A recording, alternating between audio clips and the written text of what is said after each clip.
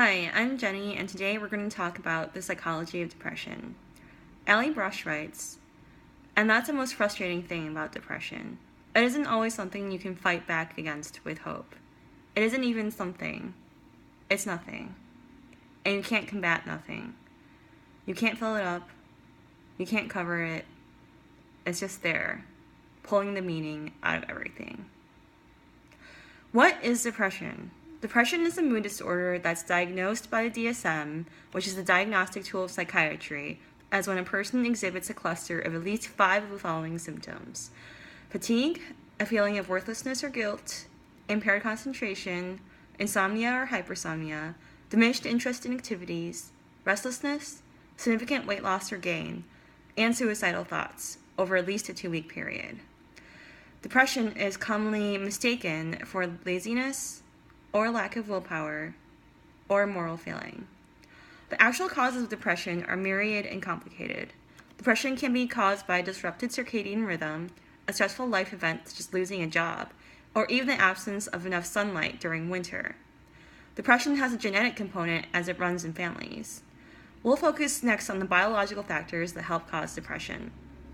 Experts used to believe that deficit of serotonin, a neurotransmitter, was why people got depressed. That's why the most common pharmaceutical treatment for depression is a class of drugs called SSRIs, or selective serotonin reuptake inhibitors. These drugs increase the amount of serotonin in the brain and are effective for about 40% of depressed people. So they're not effective for the majority of people. The chemical imbalance problem is actually a lot more complicated. As I said before, serotonin is a neurotransmitter, or a chemical that sends messages between neurons in the brain. Serotonin helps regulate sleep, appetite, and mood, and it inhibits pain. Many other neurotransmitters and parts of the brain are involved in depression. For example, norepinephrine is a stress-related neurotransmitter that constricts blood vessels and raises blood pressure. It may trigger anxiety and has been linked to depression. Depression acts on the hypothalamus, which is the memory center of the brain, the thalamus, which receives sensory information and transmits it to the rest of the brain, kind of like a switchboard, and the amygdala, which is associated with emotions like fear, sadness, and anger.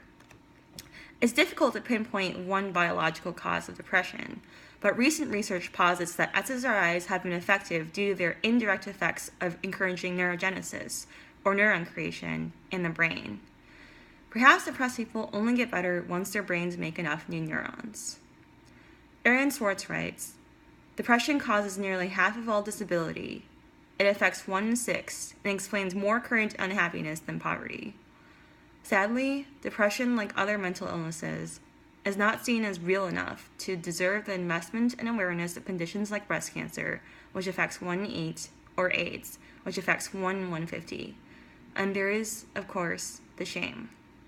While the science of depression isn't clear, hopefully more research in this area will lead to compassion for people who suffer from a disease with so much stigma around it.